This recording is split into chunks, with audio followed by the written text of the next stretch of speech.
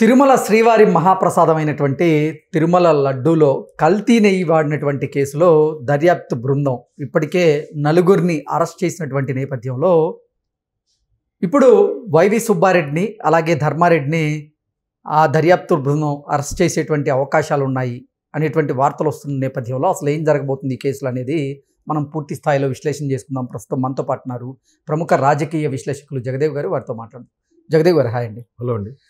తిరుమల శ్రీవారి మహాప్రసాదమైనటువంటి లడ్డూలో కల్తీ నెయ్యి వాడినటువంటి కేసులో దర్యాప్తు బృందం ఇప్పటికే నలుగురిని అరెస్ట్ చేసింది.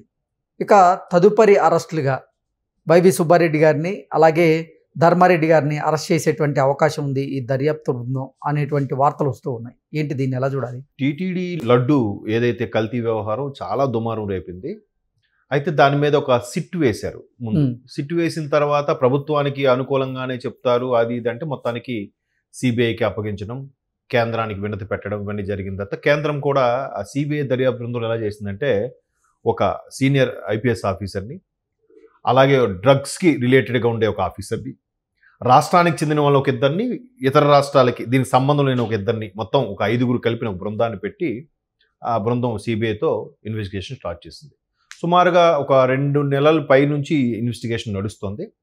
ఈలోగా కొత్త చైర్మన్ రావడం మన నాయుడు గారు, తర్వాత మాజీ చైర్మన్ వైవి సుబ్బారెడ్డి గారి హయాంలో ఏవేవి జరిగాయో అవన్నీ ఒక్కొక్కటి చెక్ పెట్టుకుంటూ రావడం, మాజీ ఈవో ధర్మారెడ్డి గారు హయాంలో ఏవేవైతే స్కాములు అంటున్నారో ఆ స్కాములన్నిటి మీద కూడా ఒక్కొక్కటిగా ప్రస్తుతం ఏదైతే కీలక బాధ్యతల్లో అడ్మినిస్ట్రేటివ్ బ్లాక్లో కింద తిరుపతి దగ్గర అలిపిరి దగ్గరలో ఉంటుంది అడ్మినిస్ట్రేషన్ బ్లాక్, చాలా పెద్దది ఉంటుంది ఇస్కాన్ టెంపుల్కి దగ్గరలో.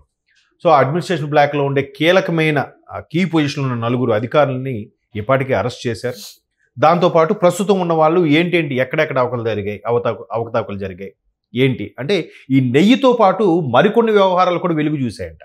ఎట్లాగా, ఇప్పుడు చాలామంది గ్రూపులుగా ఒక గ్రూప్ అయ్యి ఒక 10 మంది 11 మంది కూరగాయలు పంపిస్తుంటారు స్వామికి, కొంతమంది బియ్యం బస్తాలు పంపిస్తారు స్వామికి. అలాగా రకరకాలుగా ఎవరికి తోచింది వాళ్ళు సేవక నిమిత్తం కొండ మీద పంపిస్తుంటారు. అది నిత్యాన్నదానంకి లేదంటే స్వామి కైంకర్యాలకి ఉపయోగిస్తుంటారు. సో అట్లాంటి కూరగాయలు వచ్చే సందర్భంలో కానీ లేదంటే కొంతమంది పప్పు దినుసులు పంపిస్తారు. ఎట్లాంటి సందర్భంలో కానీ ఇవి కూడా అవకతవకలు జరిగాయంట. ఓకే. సో వాటితో పాటు ఏవైతే ఈ కూరగాయల లారీ లోడ్లు పైకి వెళ్తున్నాయో వాటితో మధ్యలో ఈ సిగరెట్ పేలికలు కానీ కొన్ని గంజాయికి సంబంధించిన వాటికి కూడా వెళ్ళాయి అనే అనుమానాలు అయితే ఉన్నాయి. కొంతమంది అయితే వెళ్ళాయి అన్నట్టు కూడా చెప్తున్నారు. బట్ దానికి సంబంధించిన ఆధారాలు ఎక్కడ బయట పెట్టకపోవడానికి కారణం ఏంటంటే తిరుపతి యొక్క ప్రాశస్త్యం ఎక్కడ దెబ్బతింటుందో, తిరుమల యొక్క వైభవం దానికి ఇబ్బంది కలిగే ఈ అంశాలు ఉంటాయని చెప్పి దాన్ని ఎక్కడ బయట పెట్టట్లేదట. ఇకపోతే వీటితో పాటు వాటర్ బాటిల్ ప్లాస్టిక్ అవాయిడ్ చేయమన్నారు, బాగుంది. గాజు సీసాలు ఇంట్రడ్యూస్ చేశారు. ఆ గాజు సీసా కూడా లీటర్ బాటిల్ ఎంత అండి? 60 రూపాయలంట. మహా అయితే బయట ప్లాస్టిక్ 20 ఉన్నది 30 రూపాయలు చేయొచ్చు. దానికి అదనంగా ఇంకో 30 కలిపి 60 రూపాయలు చేశారు. ఆ 60 రూపాయలు కూడా మాజీ ఈవో ధర్మారెడ్డి గారి హ్యాండ్ ఉందని ఒక వార్త అయితే వెలుగులోకి వచ్చింది.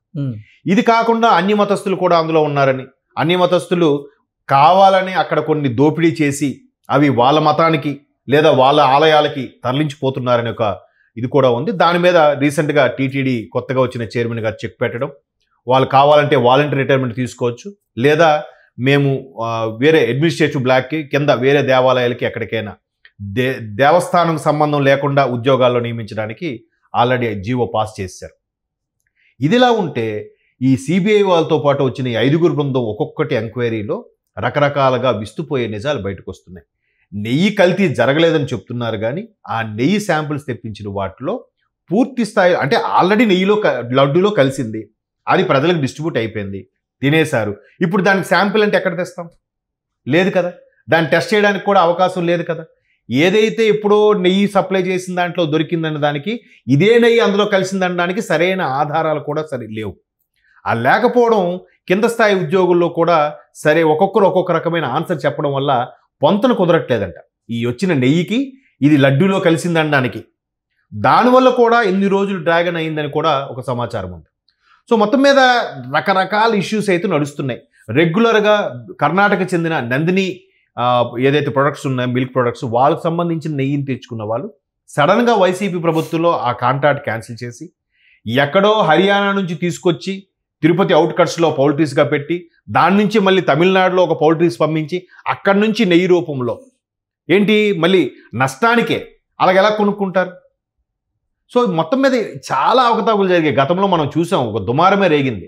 ఇప్పుడు పవన్ కళ్యాణ్ గారు దాని మీద ఒక వారాహి సైన్యం పెట్టడం, సనాతన ధర్మం మీద యుద్ధం ప్రకటించడం, చంద్రబాబు నాయుడు గారు కూడా సభా సాక్షిగా ఇట్లా కల్తీ జరిగిందని అనౌన్స్ చేయడం, దాని మీద సుప్రీంకోర్టు కూడా ముఖ్యమంత్రి స్థాయి వ్యక్తి పూర్తి స్థాయిలో తెలియకుండా ఎలా మీరు డిక్లేర్ చేస్తారని అనడం, ఇవన్నీ కూడా చూసాం.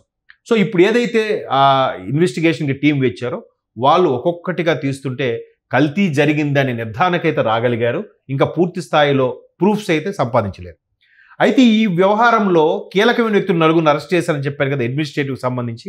వాళ్ళు చెప్పిన కొన్ని ఓపెన్ బయటకు చెప్పకూడదు, అవి చెప్పిన విషయాలు ఏవైతే వాళ్ళకి తెలిసాయో వాటి ద్వారా గతంలో పనిచేసిన టీటీడీ చైర్మన్కి, టీటీడీ ఈఓ గతంలో పనిచేసిన ధర్మారెడ్డి గారికి కూడా కంపల్సరీగా నోటీసులు జారీ చేసి విచారణకు పిలిచే అవకాశం ఉంది.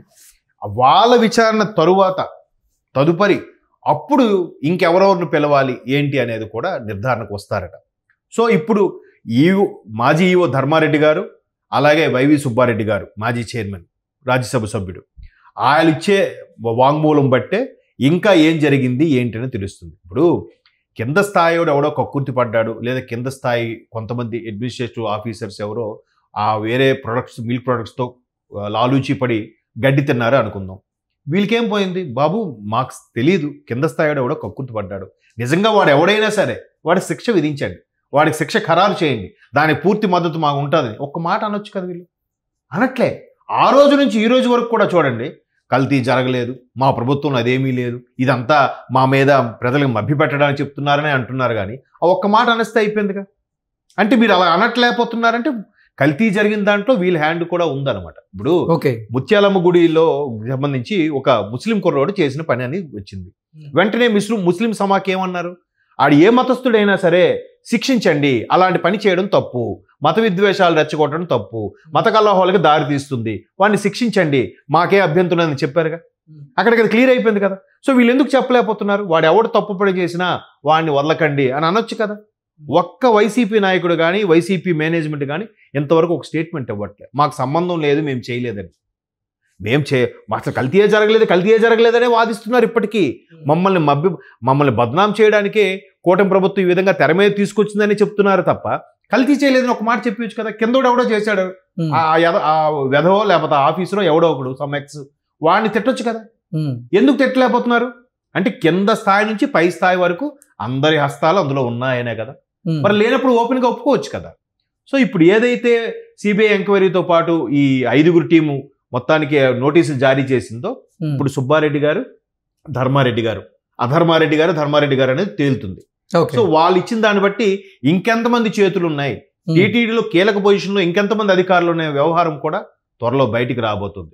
అప్పుడు అంటే ఆ నలుగురితో పాటుగా మరికొంతమంది కూడా ఈ కేసులో అరెస్ట్ అయ్యేటువంటి అవకాశం అయితే స్పష్టంగా కనపడుతుంది. ఖచ్చితంగా ఆ ప్రూఫ్ కోసమే చూస్తున్నారు, దానికోసమే మళ్ళీ స్టార్టింగ్ నుంచి కూడా స్టార్ట్ చేశారు. దాని ప్రూఫ్ కరెక్ట్గా దొరికితే ఇప్పుడు ఏదైతే సుప్రీంకోర్టులో కూడా ఇలా అనౌన్స్ చేయడం కరెక్ట్ కాదని అన్నారో దానికి ఇప్పుడు కరెక్ట్గా సబ్మిట్ చేస్తారు ఆ ప్రూఫ్స్తో.